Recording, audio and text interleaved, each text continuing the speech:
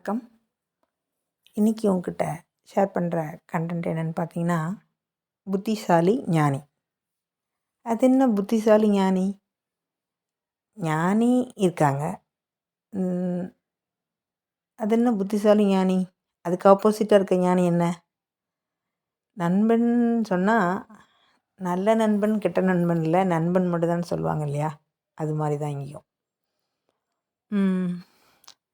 புத்திசாலி ஞானி எப்படி இருப்பாங்கன்னா, அவங்க இந்த பூமிக்கு வந்த நோக்கம் அறிஞ்சு தன்னை உணர்தல் அவங்களுக்குள்ள மலர வச்சு இங்கே மீதி உள்ள நாட்களை அவங்களோ அமைதியாக ஆனந்தமாக வாழ்ந்து இந்த சுழற்சியை முடிக்கிறதுக்கு முயற்சி பண்ணுவாங்க, இல்லை முடிப்பாங்க. ஆப்போசிட்டாக இருக்க ஞானி என்ன பண்ணுவார்னா, எதுக்கு வந்தோங்கிறத மறந்துடுவார், என்ன செய்யணுங்கிறதையும் மறந்துடுவார். எல்லாமே மறந்துட்டு இருக்கிறதுனால அவர் ஆப்போசிட்டாக இருக்கார். அந்த நிலை அடைகிறதுக்கு அவர் சில தடைகளையும் அவருக்குள்ள சில முட்டுக்கட்டையும் போட்டுக்கிறதுனால அதை நம்ம அப்படி சொல்கிறோம். இப்போது அதில் குரு சீடன்னு எடுத்துக்கிட்டோன்னு வச்சுக்கோங்களேன். இப்போது குருவை கண்டுபிடிக்கிறது அப்படின்னு அந்த புத்திசாலி இல்லாத ஞானிக்கு தெரியாது.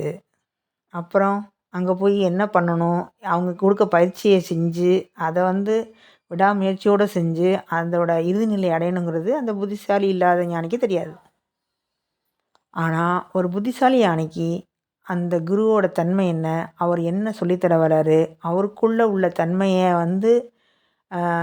உள்ள கிரகித்து அவர் வளர்ச்சி நிலை அடைஞ்சு அந்த வளர்ச்சியை அந்த குருவாயிலே கேட்டு கொஞ்சம் வளர்ச்சி முழுமை பெற்றவுடனே தனித்து பிரிந்து போய் எப்படி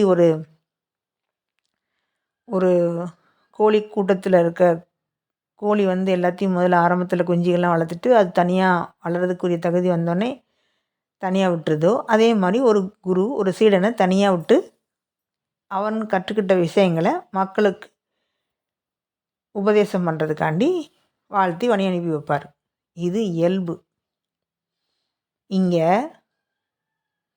இங்கே புத்திசாலி இல்லாத ஞானி இருக்கிறதுனால அவருக்கு என்ன வேணுங்கிறது தெரியாதனால இன்னொருத்தக்கிட்ட கேட்குறாரு. இன்னொருத்தங்கிட்ட கேட்டு இன்னொருத்தங்களுக்கெல்லாம் என்ன நடந்துச்சோ அதெல்லாம் தனக்கு நடக்கணும்னு அவர் எல்லா முயற்சியும் பண்ணுறாரு. எல்லா முயற்சியும் பண்ணிவிட்டு ஒரு வேளை தோல்வி வந்துச்சுன்னா அந்த யார்கிட்ட அவர் குருவாக இருந்தாரோ அந்த குருவை அடுத்து மாற்றிடுறார். அவருக்கு பிடிச்ச மாதிரி நடக்கணும் குரு அப்படின்னு நினைக்கிறார் புத்திசாலி இல்லாத ஞானி. இதே புத்திசாலி ஞானி என்ன நினைப்பார்னா, நமக்குள்ளே உள்ளது எல்லாத்தையும் உடைக்க தான் குரு வந்திருக்கிறாரு. ஸோ நமக்கு இருக்க ஒரு சேஃப் ஜோன்லாம் உடச்சி தள்ளிடுவார். நமக்கு என்ன பிடிக்கும் அப்படிங்கிறத உடச்சி தள்ளிடுவார். நம்ம எதுக்குள்ளே பற்று வச்சுருக்கோம் அதை உடச்சி தள்ளிடுவார். நம்ம எது மேலே ரொம்ப உயிராகவும் ஏக்கமாகவும் காதலாகவும் இருக்கோம் அதை உடச்சி தள்ளிடுவார். அப்படிங்கிறத உணர்ந்தவர் தான் புத்திசாலி குரு, அந்த புத்திசாலி ஞானி. அந்த அந்த அப்போ அந்த அந்த குருவும் புத்திசாலியாக தான் இருந்திருக்கணும். ஒருவேளை அந்த புத்திசாலி இல்லாத ஞானி உங்களுக்கே உங்களுக்கு தோணும், என்ன புத்திசாலி இல்லாத ஞானி புத்திசாலி ஞானின்னு திரும்ப திரும்ப இதை சொல்கிறாங்கன்னு சொல்லிட்டு. நான் இதை புரிய வைக்கிறதுக்காண்டி திரும்ப பேசுகிறேன். முட்டாள் ஞானின்னு சொல்கிறதுக்கு 2 நிமிஷம் ஆகாது. ஆனால் 2 நிலையும் சொல்ல வேண்டியது இருக்குல்ல. ஏன்னா இங்கே பூமியில் அத்தனை பேரும் ஞானி தான். ஏன்னா நம்ம கடவுள்லேருந்து வந்திருக்கோம். நம்ம சாதாரணவங்க கிடையாது. ஒரு மீன் குஞ்சு ஆரம்பத்தில் குஞ்சியாக இருக்கும்போது அதுக்கு நீந்த தெரியாது, எதுவுமே பண்ண தெரியாது. ஆனால் இதே ஒரு திமிங்கலத்தோட குஞ்சு அப்படி கடலில் நீந்தி பெருசாகும்போது அது வளர்ச்சி அடையும் போது பிரம்மாண்டமாக இருக்கும். ஆனால் அது குஞ்சியில் அது குட்டியாக இருக்கும்போது அது வயிற்றுக்குள்ளே இருக்கும்போது அதோட தன்மை தெரியாது. ஒரு விதை ஒரு விருட்சமாக ஒரு விதைக்குள்ளே இருக்கும்போது தெரியாது, வளர்ந்து வெளியே வரும்போது தான் தெரியும். அதே மாதிரி தான் நம்மளும் இங்கே நம்ம ஒரு விதையாக இங்கே மனித ரூபத்தில் சில செயல் செய்கிறதுக்காண்டியோ செஞ்சதை சரி பண்ணுறதுக்காண்டியோ நம்ம இங்கே வந்திருக்கோம். இது உண்மையான நாம கிடையாது. நம்ம பிரம்மாண்டத்தின் உச்சம். எல்லாம் ஆனதாக நம்ம.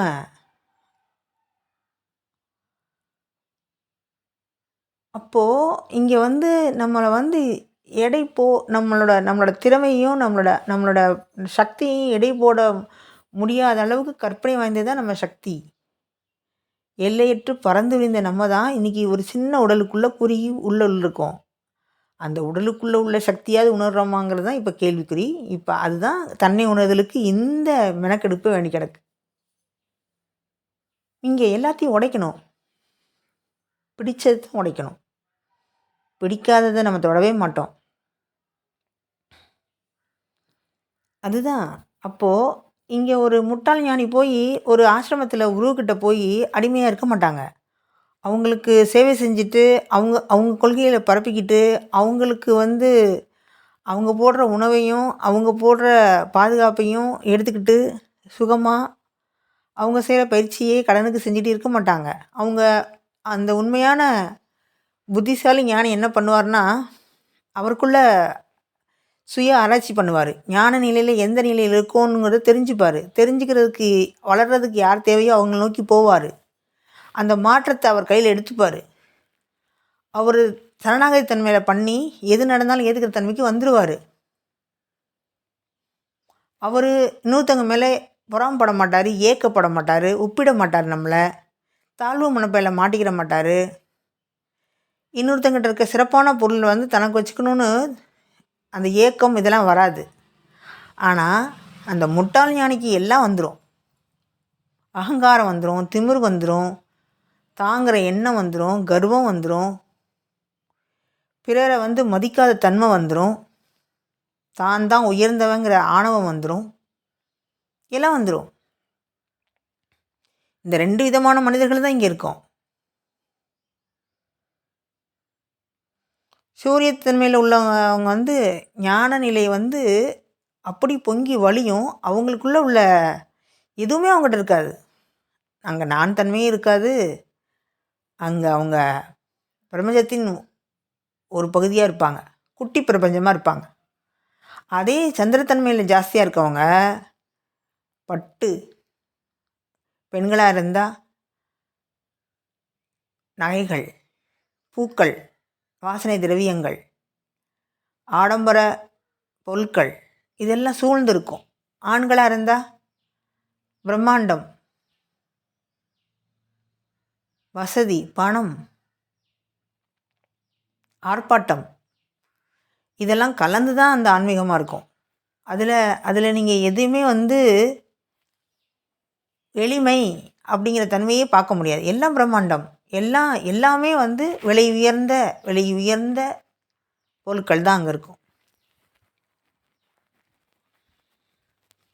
அவங்களால சிறுசை வச்சுக்க முடியாது. எல்லாத்த விட பெஸ்ட்டாக, வித்தியாசமாக, கலைநயத்தோட, ரசனையோட, உணவுகளும் பல வகைகள், உடைகளும் பல வகைகள், இருப்பிடங்களும் பல வகைகள், எல்லாமே நிறைய நிறைய நிறைய வகைகள். ஆனால் சூரியத்தன்மையில் இருக்கவங்களுக்கு கோமணமே போதும், கஞ்சியே போதும், ஏன் அந்த உணவு கூட வேண்டாம், இடமே தேவையில்லை, பேச்சே தேவையில்லை, மௌனம்தான் அவங்களுக்கு உயிர்.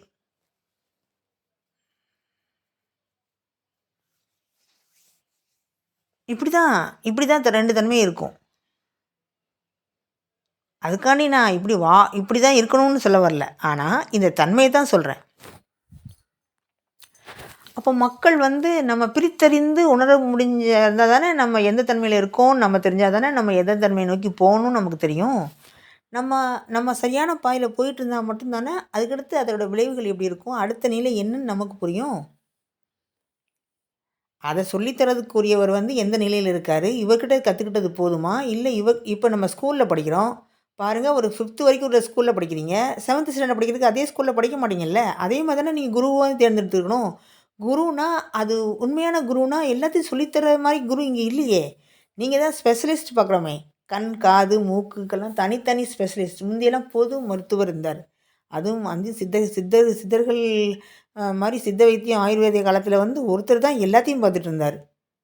அவருக்கு வந்து உடலில் எல்லா நோய்களுக்கும் 4448 நோய்களுக்கும் மருந்து தெரியும். ஆனால் இப்போ அப்படி இல்லை.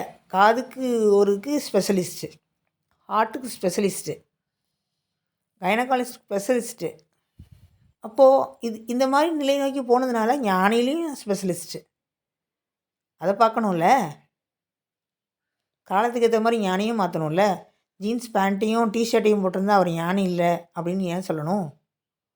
காவி உடை கட்டி உத்திராட்சம் தரித்து நெத்தியில் வந்து விபூதி போட்டு அவரை தான் நீங்கள் ஏன் வந்து ஆதி காலத்தில் உள்ள குருவே மாதிரி இப்போயும் இருக்கணும்? அவர் ஒரு மரத்தடியில் தான் உட்காந்துருக்கணும், அவரை சுற்றி ஒளிவட்டம் இருக்கணும்னு நம்ம ஏன் நினைக்கணும்? ஆனால் இங்கே மட்டும் உணவு மட்டும் இன்ஸ்டண்ட்டில் வந்துடணும். 10 நாளைக்கு உரிய உணவு கெடாமல் செஞ்சு வைக்கிறதுக்கு ஒரு வாய்ப்பு இருக்கணும். இன்ஸ்டண்ட்டாக மாவாட்டி 1 மாதத்துக்கு பயன்படுத்தணுங்கிறது இருக்கும்போது ஏன் அந்த குருவை மட்டும் இப்படி நடக்கணும்? யோசிக்கணும். அவங்ககிட்ட போய் வாலண்டரிங்கிற தன்மையில் வந்து உண்மையாக இருந்துட்டு அதுலேருந்து முழுமை பெற்றுட்டு நம்ம தான் வெளியே போகணும். அந்த குரு கழுத்தை பிடிச்சி தள்ளினாலும் போகிறதே இல்லை, அங்கேயே கிடக்கிறது. அவர் என்ன பண்ணுவார்? பணத்தை கொண்டு அவர் காலில் கொட்டுறது. அவர் என்ன பண்ணுவார்? சரி ஒன்றுமே இல்லை, நம்மளாவது வாங்கி ஏதாவது பண்ணி கொடுக்கலாம் அப்படின்னு தான் பிரபஞ்சம் இப்படி செயல்படுது போல். அவர் மேலேயும் தவறு கிடையாது, நம்ம மேலேயும் தவறு கிடையாது. அவரும் சரி கிடையாது, நம்மளும் சரி கிடையாது. யார் யாருக்கு என்னென்ன தேவையோ, எனக்கு சில டைமில் தப்பும் தேவைப்படும், சில டைமில் சரியும் தேவைப்படும். அதே மாதிரி அவருக்கு சரியும் தேவைப்படும், தப்பும் தேவைப்படும். யார் யாருக்கு என்ன வேணுமோ அதை எடுத்துக்கிட்டு அந்த சூழ்நிலைக்கு ஏற்ற மாதிரி பின்னணும், அவ்வளோதான். இங்கே சந்திரனாவும் சூரியனாவும் அப்படி தான் இருக்குது. இங்கே எதுவும் வந்து எதை நோக்கியும் நம்ம வந்து ஒரு குற்றச்சாட்டையோ எதை நோக்கி ஒரு பெரிய பெருமையோ வைக்க முடியாது. தனித்தனி கருத்து இருக்குது, ஆனால் அது ஒரு உச்சத்துக்கு தான் போகும். 2 இருந்தால் தான் அதோட அருமை தெரியும். வெயில்னா நிழல் இருக்கணும், அப்போ தான் அருமை தெரியும். அதனால தான் பொய்ன்னு இருந்தால் உண்மைன்னு வச்சாங்க. பொய் உண்மையாயிராது, உண்மை பொய்யாயிராது. ஆனால் இதுக்கு எதை சொல்லணும்னு ஒரு கணக்கு இருக்குது. அது மாதிரி தான் புத்திசாலி ஞானிக்கும் முட்டாள் ஞானிக்கும் உள்ள வித்தியாசம் இருக்குது. ஆனால் 2 பேர் இல்லைன்னா எப்படி நம்ம புத்திசாலி ஞானியை வந்து நம்ம உணர்ந்துக்க முடியும்? முட்டாள் ஞானி இல்லைன்னா எப்படி அவர் வந்து அந்த நிலையிலேருந்து கடந்து புத்திசாலி ஞானிக்கு வந்தார் நம்ம உணர முடியும்? 2மே வேணும். ஆனால் எந்த இடத்துக்கு வேணும், எப்படி வேணுங்கிறத நாம் தான் உணர்ந்துக்கணும். நம்ம எந்த நிலையிலேருந்து இருக்கோம், புத்திசாலி ஞானியிலேருந்து முட்டாளுக்கு போயிடக்கூடாது, முட்டாள் ஞானியிலேருந்து புத்திசாலிக்கு போயிடக்கூடாது. இது அவங்கவுங்க அந்தந்த நிலையை பொறுத்து இருக்குது. முழுமை பெற்றவங்க அடுத்த நிலைக்கு போகிறதுக்கு ஒரு ஓய்வு நிலைக்கு போகலாம். இப்போ சித்தர்கள்லாம் வந்து சீய ஜமாதியில் அப்படியே உட்காந்துருக்காங்களே, அது நம்ம ஓய்வுன்னு எடுத்துக்கலாமா? அவங்க என்ன ஓய்வில் எடுத்துகிட்டு இருக்காங்க? அவங்க எனர்ஜியை ஜீவகாந்த ஒளியை அப்படி பரவிக்கிட்டு இருக்காங்க. இந்த பூமிக்கு அவங்களால முடிஞ்ச சக்தியை கொடுத்துக்கிட்டே தான் இருக்காங்க. அதனால தான் இங்கே பூக்கள், செடிகள், மலர்கள்லாம் மலருது. எந்த இசை நோக்கி இது ஈர்க்கப்படுது? இங்கே ஒவ்வொரு செல்லும் துடிக்கப்படுதுன்னா அந்த சக்தி நிலை நோக்கி தான், இந்த காந்த ஆற்றல் மூலம்தான். இங்கே எல்லாமே ஒரு ஈர்ப்பு விசையினால தான் கட்டமைக்கப்பட்டிருக்கு. அந்த ஈர்ப்பு விசை தான் இந்த பேச்சாக வருது. இந்த ஈர்ப்பு விசை தான் இந்த கண்ணை பார்க்குது. இந்த ஈர்ப்பு விசை தான் எல்லாமாவும் இருக்குது.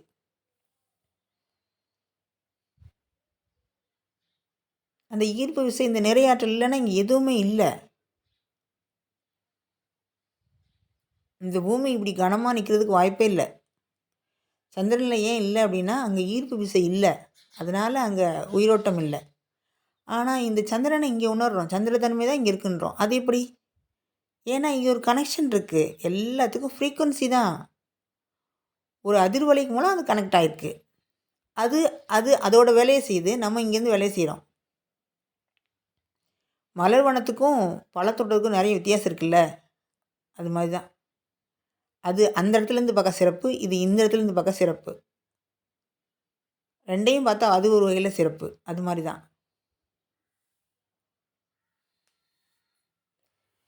இங்கே மனிதர்கள் தன்னை அறிதல் வந்து ரொம்ப ரொம்ப முக்கியம்னு சொல்கிறதுக்கு திரும்ப திரும்ப காரணம் இதுதான். அது உணர்ந்தால் எல்லாம் உணர முடியும். அது அது அது நடந்தால் இங்கே எல்லாமே ஆனந்தமாக இருக்கும். ஆக்சுவலாக நான் பேச வந்த கண்டென்ட்டே வேறு, நான் பேசிகிட்டு இருக்கேன் இது வேறு. சில டைமு ஆச்சரியமாக தான் இருக்குது. அப்போது இங்கே ஒரு டேட்டா எடுக்கலாம் கொஞ்ச நாளில். இது என்னோடய கருத்து தான். இங்கே ஞானம் அடைந்தவர்கள், தன்னை உணர்ந்தவர்கள் எந்த நிலையில் இருக்காங்க, எத்தனை பேர் எவ்வளோ இருக்காங்க, அவங்களுக்குள்ளே இருந்து இன்னும் என்ன கொடுக்கணும், அந்த பிரபஞ்சம் இன்னும் செய்யும் தான் நம்புகிறேன். நன்றிகள்.